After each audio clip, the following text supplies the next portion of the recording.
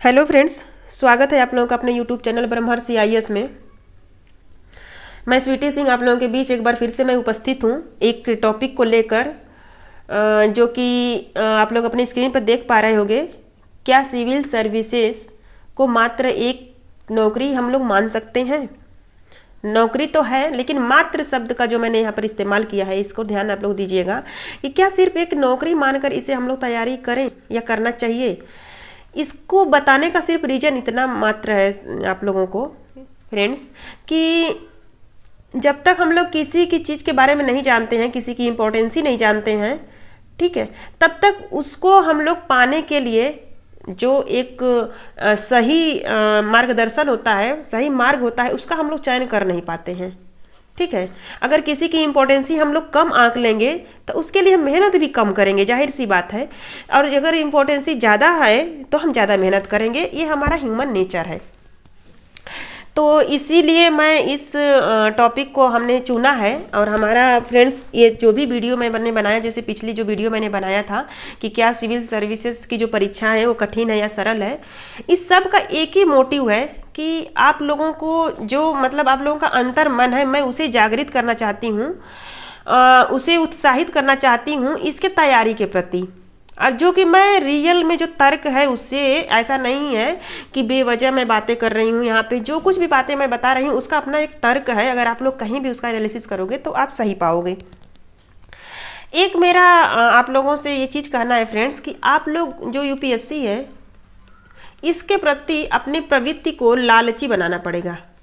आप लोग कहोगे कि मैम लालची बनने को बोल रही हैं तो गलत है, लालची नहीं बनना चाहिए, ये फलाना टिकना, तो ऐसा कोई वो मतलब नहीं है। मेरा कहने का मतलब है कि अगर आप लोग रामचरितमानस कभी पढ़े होंगे तो उसमें तुलसीदास जो इतनी महान हैं, उन्होंने भी एक अपने चीज़ों को एक लालची व्यक्ति से अपनी तुलना करा है कि उन्होंने ऐसे बोला है कि जैसे कोई ऐसा व्यक्ति है जो एक पैसे के प्रति लालच रखता है, उसी प्रकार से हमें भी जो उनके मतलब प्रभु हैं श्री राम, उनके प्रति, उनके प्रेम के प्रति उनका लालच होना चाहिए, ऐसा तुलसीदास जी ने लिखा है।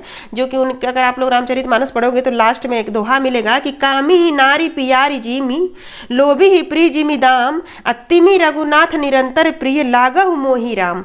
मतलब वो लोग वो कहते हैं कि जिस प्रकार से एक लालची व्यक्ति एक अपने धन के प्रति, पैसे के प्रति बिल्कुल लालच बना रहता है, उसका हटता नहीं है, उसी प्रकार से हमें ऐसा मतलब लालच हमारे मन में आए श्री राम के प्रेम के प्रति।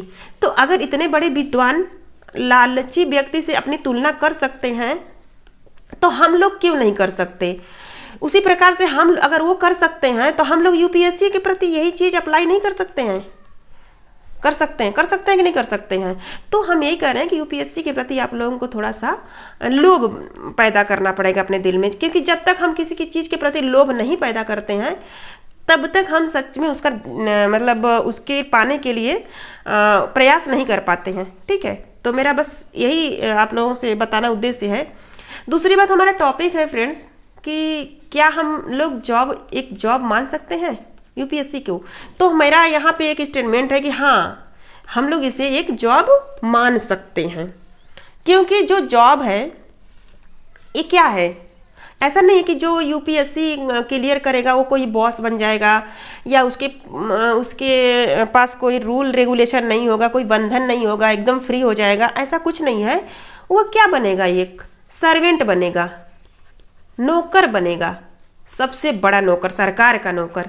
ठीक, सर्वेंट मतलब सर्व होता है, सर्व का मतलब सेवा करना, मतलब सेवा करने वाला, सेवा करने वाला।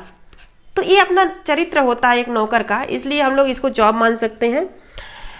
तो यहाँ पे मैंने कुछ पॉइंट रखा है कि देखिए, एक आर्थिक स्वावलंबन की हर किसी को ज़रूरत होती है। जीवन जीने के लिए पैसे की ज़रूरत होती है, अर्थ की ज़रूरत होती है, जो कि इसकी मतलब इसकी लालच करना और इसे पाना एक चाहत भी है। लेकिन ऐसा नहीं है कि सिर्फ यही एकमात्र वजह है यूपीएससी के लाइन में आने का, क्योंकि अगर यही मात्र वजह होती तो बहुत मतलब यूपीएससी के अलावा ऐसे बहुत बहुत जगह लोग जॉब करते हैं जिनकी बहुत अच्छी खासी सैलरी होती है, उसे छोड़कर लोग आते हैं, विदेशों में नौकरी करते रहते हैं और बहुत ज़्यादा सैलरी होती है, जो कि यूपीएससी में उतनी सैलरी नहीं होती जितनी कि उसमें होती है। जैसे कनिष्क कटारिया को आप ले लीजिए, अनु कुमारी जो थी उनको ले लीजिए, ये लोगों का बहुत अच्छा पैकेज था अपना, बहुत अच्छे से ये लोग जॉब करते थे, लेकिन ये लोगों नौकरी छोड़कर भी यूपीएससी में आना चाहे। तो इसकी वजह है कि ये तो नौकरी है, लेकिन मात्र एक नौकरी या आर्थिक स्वावलंबन की वजह नहीं बन सकती है। दूसरा,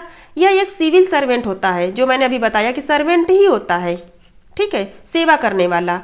तो इसलिए ये एक जॉब की निशानी है, ये भी एक जॉब की निशानी है। दूसरा, अधिकारी के साथ साथ यह कर्मचारी होता है, ठीक है। देखो यहाँ पे हम लोग समझते हैं कि हम लोग अधिकारी बन जाएंगे, हम लोग कुछ कार्य नहीं करना होगा, सिर्फ करवाना होगा किसी से। तो देखो ये तो बात है कि जो अधिकारी होते हैं उनके अंदर कुछ लोग सरकार उनको प्रोवाइड करवाती है, जिनको हम सबऑर्डिनेट कहते हैं, और वो करवाता भी, लेकिन कुछ कार्य वो करता भी है। हम ये नहीं कर रहे हैं कि कुछ ऐसा फिजिकल वर्क करता है, जैसे प्लानिंग करना, मीटिंग अटेंड करना, दिमाग मतलब मेंटली कार्य करना, ये सारे तो कार्य करता भी है ना। तो इस प्रकार से वो कर्मचारी हुआ। यह अपने कुछ नियम और कानूनों से बंधा रहता है। देखिए इसका भी अपना एक दायरा है, ऐसा नहीं कि हर दायरा से परे है, इसका भी अपना एक दायरा है जिससे अलग होकर वो कार्य नहीं कर सकता है, ठीक है। तो अपने इसके नियम है, कानून है। और सिविल सर्वेंट जैसे ही आप मतलब ज्वाइन करते हैं सिविल सर्विसेज, जैसे ही ज्वाइन आप करेंगे आपके ऊपर कोड ऑफ कंडक्ट लागू हो जाता है। कोड ऑफ कंडक्ट का मतलब है फ्रेंड, जैसे आप जॉब में गए तो आप किसी भी पॉलिटिशियन के ऊपर कोई टिप्पणी नहीं कर सकते, ठीक है। कोई भी मतलब जो राजनीतिक कार्य या राजनीतिक चीज़ है उसमें भाग नहीं ले सकते हैं। आपको वहाँ पे जो आपका मूल अधिकार है उसका मतलब यहाँ पे लैप्स कर जाता है। मैं सभी मूल अधिकारों की बात नहीं कर रही हूँ, कुछ जो मूल अधिकार है यहाँ पे ख़त्म हो जाते हैं। इसका अपना भी एक बॉस होता है। देखो ये जैसे मैंने बोला कि आप ऐसा नहीं कि आप बहुत फ्री हो, ठीक है, इसको भी मतलब सरकार के अंदर कार्य करना पड़ता है। ऐसा नहीं है कि ये बिल्कुल फ्री होता है। तो ये सारी चीज़ों को जब हम लोग ये देखेंगे, ये सब चीज़ों को, तो हम इसका अनुमान करेंगे कि हाँ यह मतलब नौकरी है, लेकिन सिर्फ नौकरी इसको नहीं मान सकते हैं, इसको हम लोग कुछ और मान सकते हैं। जैसे दूसरा पॉइंट हमने रखा है कि लेकिन नौकरी से बढ़कर भी बहुत कुछ है, ये नौकरी से भी बढ़कर बहुत कुछ है। तो ये क्या है? देखो ये एक सामाजिक दायित्व है। आप जैसे ही सिविल सेवक बनते हैं, सामाजिक सेवक, तो एक आपके ऊपर एक सामाजिक दायित्व आता है फ्रेंड्स, ठीक है। दूसरा है कि आप जैसे इस क्षेत्र में आने के बाद आपको एक आत्मसंतुष्टि प्राप्त होती है। आत्मसंतुष्टि का मतलब ये है फ्रेंड्स कि देखो सब हर कोई एक सामाजिक पर्सन है, तो 40 से 50 साल तक तो अपने परिवार का पेट भरता है, अपना पेट भरता है, सबकी शादी विवाह करता है, मतलब अपने परिवार का भरण पोषण करता है। लेकिन 50 साल जब प्लस होता है व्यक्ति और जॉब में रहता है तो सोचता है कि हमने क्या किया, तो वो कुछ ऐसा कार्य करना चाहता है जिसको उसे मतलब आत्मसंतुष्टि मिले, ठीक है। तो ऐसा चीज करने के लिए आपके सिविल सेवा का जो मतलब अपना प्लेटफॉर्म है बहुत ही ज़्यादा ये ब्रॉड है। यहाँ पर आप लोग रह के मतलब यहाँ पे बहुत अच्छे से कार्य किया जा सकता है। बहुत ऐसी चीज़ों को, जैसे डॉक्टर मान लीजिए है कोई, तो वो भी देखो जिंदगी बचा रहा है, बहुत कुछ कर रहा है, लेकिन उसका जो क्षेत्र है वो सीमित है, ठीक है। वो जिंदगी बचा रहा है, लेकिन जो सिविल सर्वेंट है वो क्या कर रहा है? जिंदगी बना रहा है, ठीक है। इसके अंदर बहुत ज़्यादा मतलब कहते हैं ना एकदम मतलब ग्लैमरस चीज़ें हैं, मतलब बहुत ज़्यादा ब्राइटनेस है। तो यहाँ पर देखते हो कि इसको यहाँ पे आप लोग को बहुत ही ज़्यादा आत्मसंतुष्टि मिलती है। आपको अधिकार मिलते हैं जिसके साथ दायित्व भी मिलते हैं। देखो अधिकार तो मिलते हैं और दायित्व मिलते हैं, अधिकार के साथ ही दायित्व छिपे रहते हैं। आपकी अपनी एक अलग पहचान होती है, ठीक है। इसमें जैसे देखो आपका जीवन पद्धति, लाइफ स्टाइल ही बदल जाती है, जीने का लाइफ स्टाइल ही बदल जाती है। क्यों? क्योंकि देखो एक तो आप मतलब आप व्यक्ति की गरिमा होती है, दूसरी आपके पद की गरिमा होती है। व्यक्ति की भी गरिमा होती है, ऐसा नहीं कि जो आईएएस नहीं है, जो कलेक्टर नहीं है, आईपीएस नहीं है, उसकी कोई गरिमा नहीं है, नहीं, व्यक्ति की अपनी गरिमा एक होती है। लेकिन यहाँ पे एक डबल चीज़ आपको मिलती है, पद की गरिमा मिलती है, ठीक है। तो यहाँ पर एक होता है जो सामाजिक पहचान आपको देती है अपनी, और गरिमापूर्ण जीवन जीने की पद्धति देती है, लाइफ स्टाइल होती है, ठीक है।